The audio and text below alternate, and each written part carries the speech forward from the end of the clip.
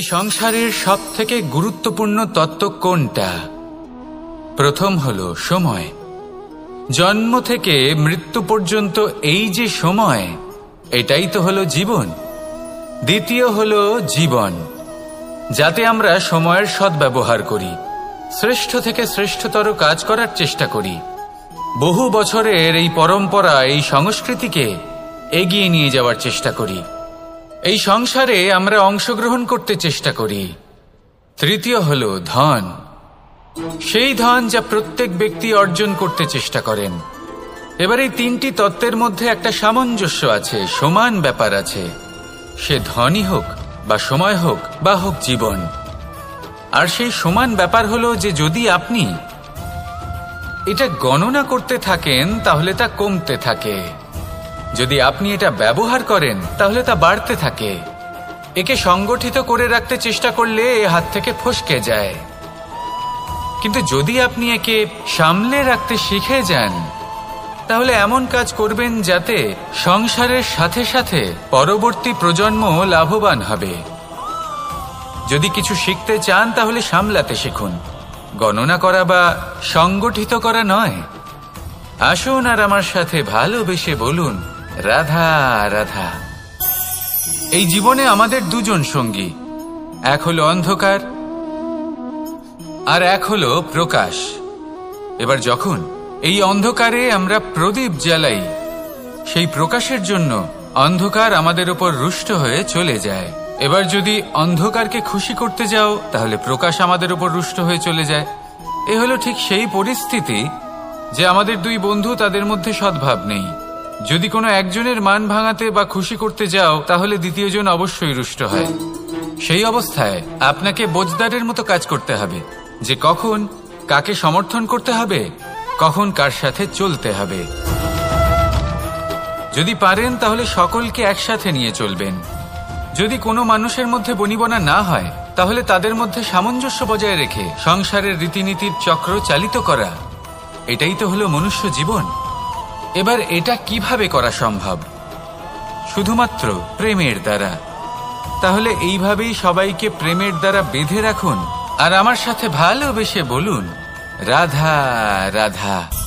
কিছু মানুষ বড়ই বিচিত্র হন, এমনভাবে জীবনযাপন করেন যেন তাদের কোনোদিন মৃত্যুই হবে না। নিজেদের অহংকারের বশে একটা কথা ভুলে যান যে যতই তারা নিঃশ্বাস নিচ্ছেন, যতই তারা জীবনযাপন করছেন, ততই তারা মৃত্যুর দিকে এগিয়ে চলেছেন। কারণ আমাদের এই জীবন তার নিঃশ্বাসের ওপর নির্ভরশীল। নিঃশ্বাস চলছে মানে জীবন চলছে। নিঃশ্বাস যদি থেমে যায় তাহলে জীবনও থেমে যাবে।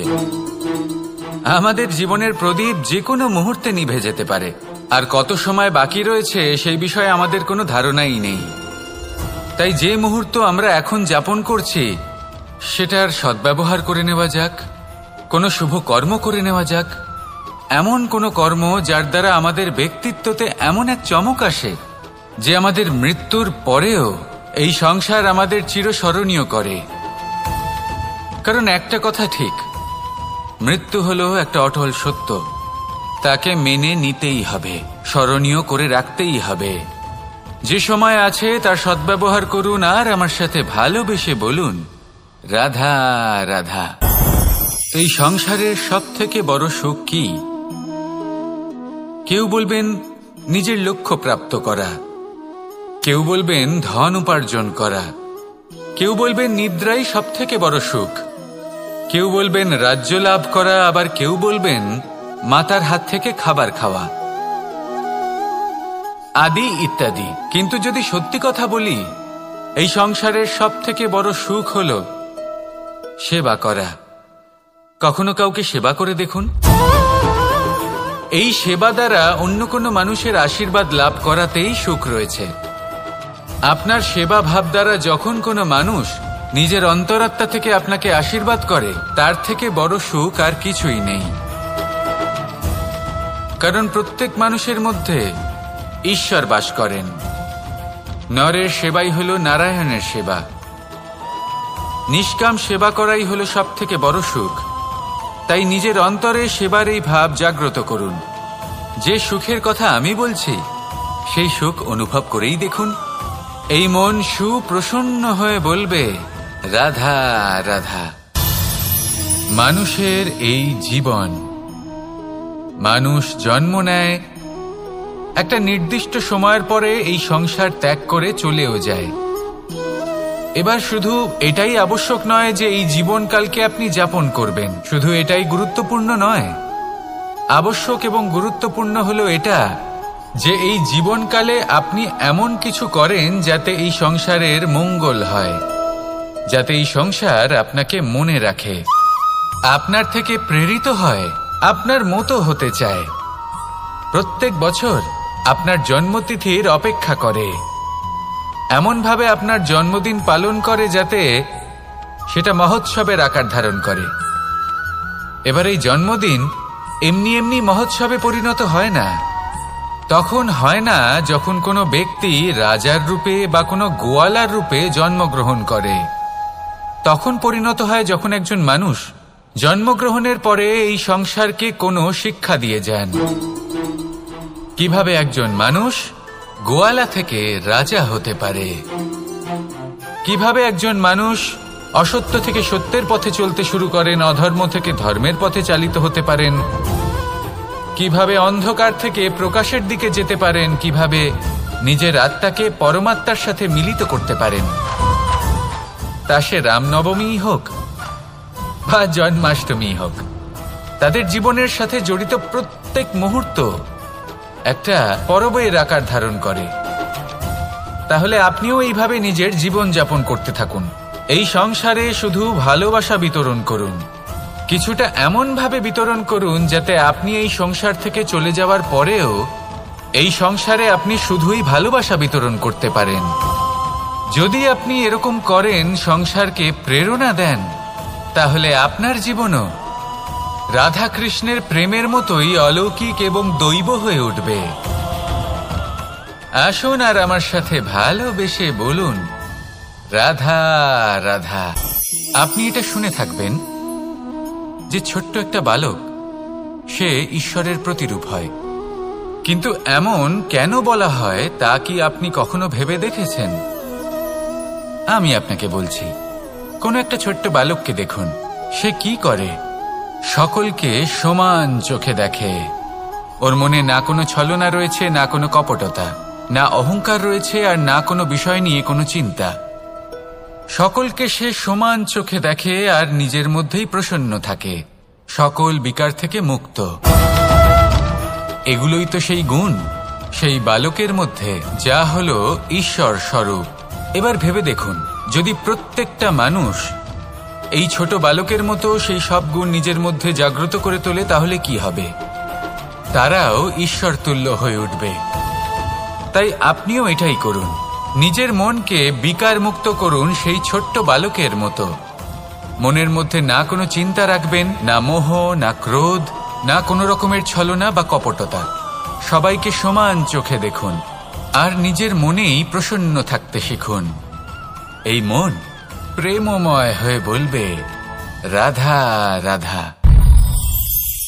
মানুষের জীবন বড়ই বিচিত্র হয়। যেই মুহূর্তে জন্ম নেয়, একটা প্রতিস্পর্ধায় প্রবেশ করতে থাকে। মানুষ জন্ম নেয় আর প্রতিস্পর্ধা শুরু হয়ে যায় ভাই এবং বোনের মধ্যে সর্বশ্রেষ্ঠ হবার, সবার থেকে এগিয়ে থাকার। তারপরে সে যায় গুরুকুলে, নিজের বন্ধুদের মধ্যে সর্বশ্রেষ্ঠ হওয়ার প্রতিস্পর্ধা শুরু হয়। এবার সেখান থেকে বাইরে বেরিয়ে সংসার জীবনে প্রবেশ করে ধন উপার্জনের প্রতিস্পর্ধা শুরু হয়। তা সে যুদ্ধই হোক বা কলা হোক, এই প্রতিস্পর্ধা কখনোই আমাদের পিছু ছাড়ে না। তাই যদি প্রতিস্পর্ধা করতেই হয়, তাহলে আমরা মানুষকে সাহায্য করার প্রতিস্পর্ধা কেন করব না? এমন এক প্রতিস্পর্ধা যাতে যে কেউ জিতুক বা যে কেউ হারুক না কেন, লাভ সকলের হবে। সকলের মধ্যে প্রেম বিতরণ করতে থাকুন, এইভাবেই আনন্দ বিতরণ করতে থাকুন, আর আমার সাথে ভালোবেসে বলুন, রাধা রাধা। দু রকমের প্রাকৃতিক বেগ থাকে। প্রথম হলো বর্ষা। যখন এর বর্ষণ হয় তখন মাটিকে শীতল করে নতুন ফসল ফলায়। আর দ্বিতীয় হয় পবন, যা আমাদের সর্বদা শ্বাসবায়ু প্রদান করে। অশান্ত এই মনকে শান্তি প্রদান করে, এই ক্লান্ত শরীরে স্ফূর্তি প্রদান করে। আমাদের জীবনে যত আবেগ আছে তা হয় বর্ষার মতো হওয়া উচিত, নয় হওয়া উচিত পবনের মতো। ক্রোধ, মতভেদ, বিবাদ এগুলো হওয়া উচিত বর্ষার মতো, অর্থাৎ কিছু সময় পরে যেন এরা নিজে থেকেই ছিন্ন ভিন্ন হয়ে চলে যায়। আর যদি পবনের মতো কোনো আবেগ থাকা উচিত তা হল প্রেম, যা সর্বদা শ্বাসবায়ু প্রদান করে, সবসময় সাথে থাকে। একে আমরা অনুভব করতে পারি না, কিন্তু এ আমাদের অনুভব করার জন্য প্রাণবায়ু প্রদান করে। আর যখন চক্রবাতের মতো সে ভয়ঙ্কর হয়ে ওঠে, তখন সমগ্র সংসার বদলে দেয়। এর সারমর্ম একটাই, শক্তি। মতভেদ, ক্রোধ, বিবাদের মধ্যে নেই। শক্তি যদি থাকে তা আছে প্রেমের মধ্যে। তাই এই প্রেমকে মনের মধ্যে রাখুন আর আমার সাথে বলুন, রাধা রাধা। প্রত্যেকটা মানুষ আলাদা হয় আর অত্যন্ত বিশেষও হয়। প্রত্যেক মানুষ ভিন্ন ভিন্ন পরিবেশে পালিত হয়, বড় হয়। প্রত্যেকের নিজস্ব চিন্তা ভাবনা থাকে, নিজস্ব বিচারধারা থাকে। যখন অনেক ভিন্ন বিচারধারা একত্রিত হয়ে যায়, তখন শুরু হয় বিবাদ। এবার এই বিবাদের সময় আপনি দেখবেন দুই ব্যক্তি যাদের মধ্যে এই বিবাদ হচ্ছে সবসময় এটা প্রমাণ করতে চান যে তার সামনের ব্যক্তি এবং তার ভাবনা, তার বিচারধারা বা তার বক্তব্য হলো অনুচিত। এবার এটাই যদি প্রেমপূর্বক রূপে আপনি ভেবে দেখতে চেষ্টা করেন যে সামনের ব্যক্তিটির বক্তব্য, তার মানসিকতা আসলে কি, তাতে উচিত ঠিক কি, সেটা আমরা বুঝতে পারি। একদিকে হলো এই বিবাদ, যা আপনাকে সামনের ব্যক্তিটিকে অনুচিত প্রমাণ করতে বাধ্য করে, আর অন্যদিকে হলো প্রেম, যা সামনের ব্যক্তিটির যুক্তি বুঝতে সাহায্য করে, তাতে উচিত কি রয়েছে সেটা বুঝতে বাধ্য করে, তাকে মহান হয়ে ওঠার পথে অগ্রসর হতে বাধ্য করে। তাই এই বিবাদকে ত্যাগ করুন আর প্রেমকে আপন করে নিন, আর এই প্রেম ভাব নিয়ে বলুন, রাধা রাধা। এই সংসারে বড়ই বিচিত্র এক শব্দ আছে, মূল্য। এর প্রয়োগ আমরা জীবনেও করে থাকি, আবার ব্যবসাতেও করে থাকি। একজন উদ্যোগপতি সবসময় বলেন, ব্যবসার মূল্য সবসময় উচ্চমান হওয়া উচিত, তাতে লাভ বেশি। অন্যদিকে আরেকজন ব্যক্তি যিনি পরোপকারী, যিনি ঈশ্বরের দর্শনের অভিলাষী, তিনি বলেন জীবনের মূল্য সব থেকে উচ্চমান হওয়া উচিত। অনেক সময় মানুষ কি করে থাকেন, ব্যবসার এই মূল্য তা উচ্চতার শিখরে পৌঁছানোর লোভে জীবনের মূল্য নামিয়ে ফেলেন, যেখানে এই সমগ্র সংসার প্রেমের দ্বারা চালিত হয়। প্রেমই হলো এই সংসারের আধার। এবার যদি আপনি প্রেম করতে শিখে যান, তাহলে ব্যবসাতে নিশ্চিত রূপে লাভের সাথে সাথে কীর্তি এবং যশ লাভও করতে পারবেন। তা আমি নিশ্চিত রূপে বলতে পারি, কারণ ব্যবসাতে ওঠা নামা এসব চলতেই থাকে।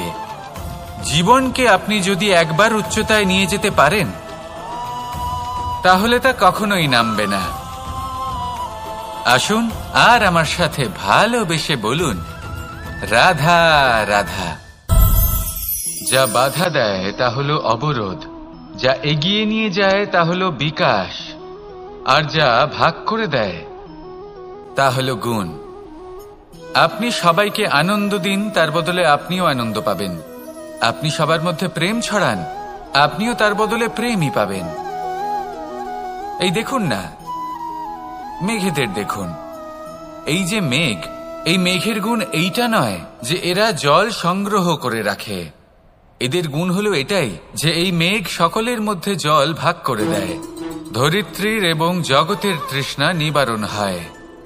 সূর্য, সূর্যের গুণ এইটা নয় যে সে সব থেকে বেশি তেজস্বী। তার গুণ হলো এটাই যে সে নিজের তেজ সবার মধ্যে ভাগ করে দিতে পারে। ঠিক সেইভাবেই জীবনে আনন্দ, উল্লাস, প্রেম এই সব কিছুই ভাগ করে নিতে শিখুন।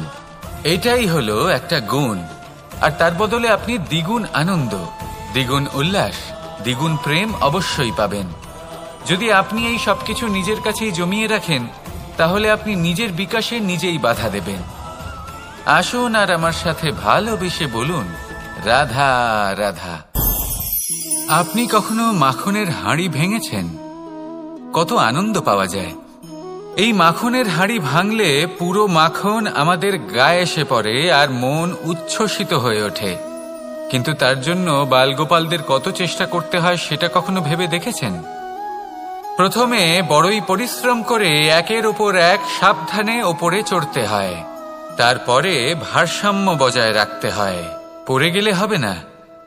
তারপর এই হাতের দ্বারা সেই মাখনের হাঁড়ি ভাঙতে হয়, তখন মাখন পড়ে। এবার এরকমই কিছু আমাদের জীবনে আমাদের সাথেও হয়। এবার আপনি বলবেন যে মাখনের হাঁড়ি ভাঙার এই প্রক্রিয়া, তার সাথে জীবনের কি সম্পর্ক থাকতে পারে? আসলে আমাদের মনের মাঝেও একটা হাঁড়ি রয়েছে, অহংকারের হাঁড়ি। আর এই অহংকারের হাঁড়ি যখন ভেঙে যায়, তখন প্রসন্ন হবার আনন্দ চতুর্দিকে ছড়িয়ে পড়ে। এই মন, এই আত্মা, এই দুই প্রসন্ন হয়ে যায়। কিন্তু তার জন্য আপনাদেরকেও বালগোপালের মতো চেষ্টা করে যেতেই হবে, ভারসাম্য বজায় রাখতেই হবে মনের মাঝে এবং এই বুদ্ধিতে, ভালো এবং মন্দের মধ্যে, লোভ এবং পরমার্থের মধ্যে। আর তারপর নিজে হাতে অহংকারের এই হাঁড়ি ভেঙে দিতে হয়। দেখুন, যদি ঈশ্বরের সঙ্গ লাভ করতে চান, তাহলে অহংকারের এই হাঁড়ি ভাঙতেই হবে। আসুন আর আমার সাথে ভালোবেসে বলুন, রাধা রাধা। মুঠো হাতের শক্তি বেশি, মুঠো খুললেই তা দুর্বল। তা এমন কি থাকা উচিত এই বন্ধ মুঠোয় যা লাখের সমান?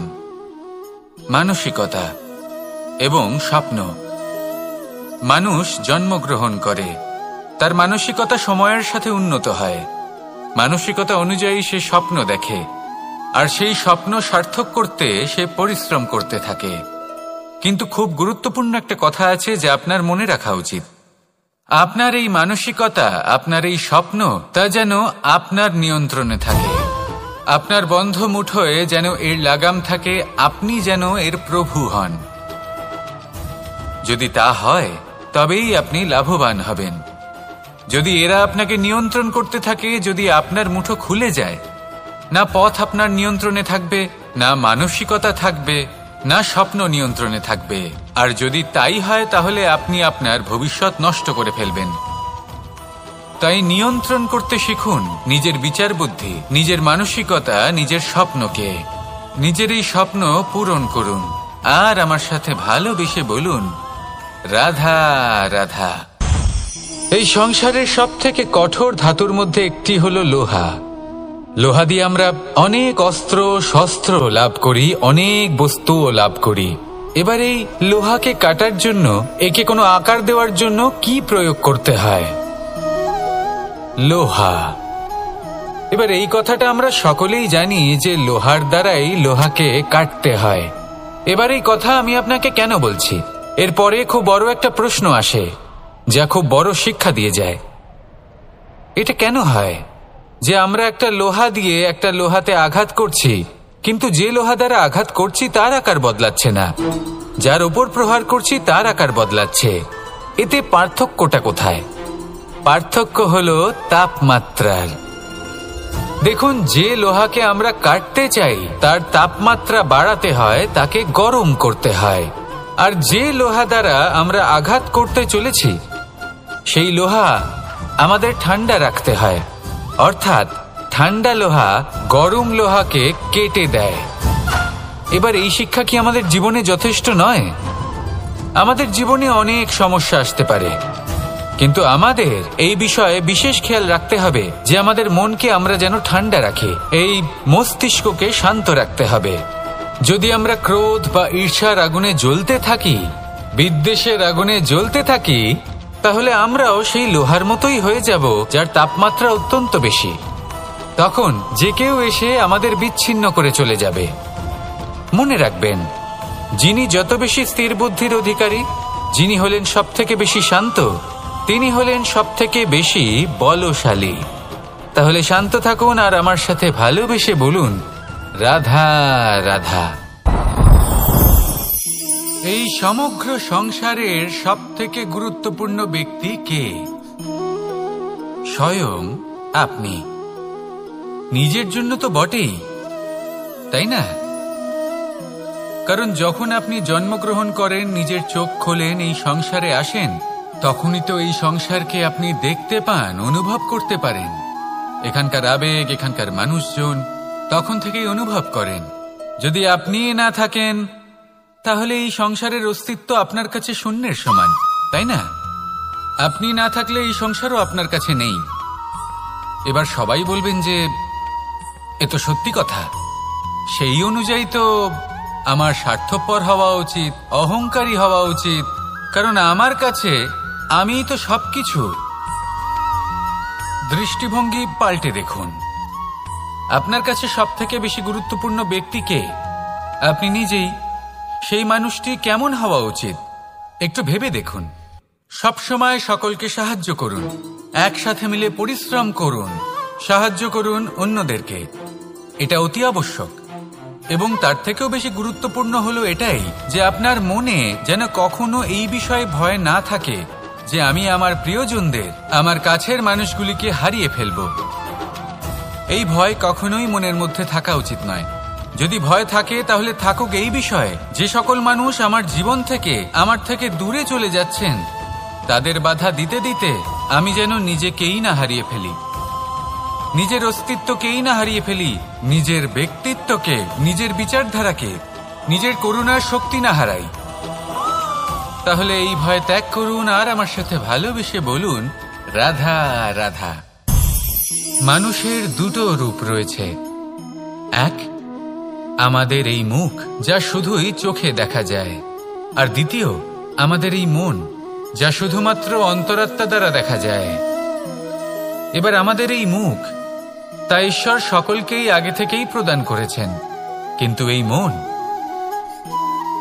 মন কেমন হবে তা আমাদের জীবনের অনুভূতি এবং আমাদের জীবনের লক্ষ্য এগুলি সুনিশ্চিত করে। অর্থাৎ নেত্র দিয়ে দেখা যায় আমাদের এই মুখ, তা শুধুই এই কারণে প্রয়োজন যাতে সংসার আমাদের দেখতে পায়, আমাদের চিনতে পারে। কিন্তু যদি এই সংসারে আপনি প্রকৃত অর্থে মান সম্মান লাভ করতে চান, তাহলে নিজের অন্তরাত্মাকে আপনাকে বিকশিত করতেই হবে।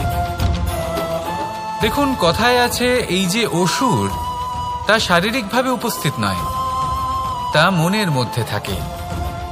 যদি এই মন থেকে অসুরকে বের করে দেওয়া যায় তাহলে শরীরে তা উপস্থিত থাকবেই না।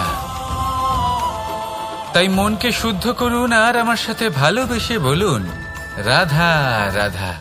প্রয়াস, পরিশ্রম, এই শব্দগুলি শুনতে হয়তো ছোট মনে হয়, কিন্তু এর মূল্য অনেকটাই অধিক। এবার প্রয়াসও কিন্তু দুই ধরনের হয়। একটা প্রয়াস তাই যা আমরা নিজের মন থেকে, অন্তর থেকে সমগ্র শক্তি দিয়ে করার চেষ্টা করি। এবারে এই প্রয়াস প্রচেষ্টার নামান্তর।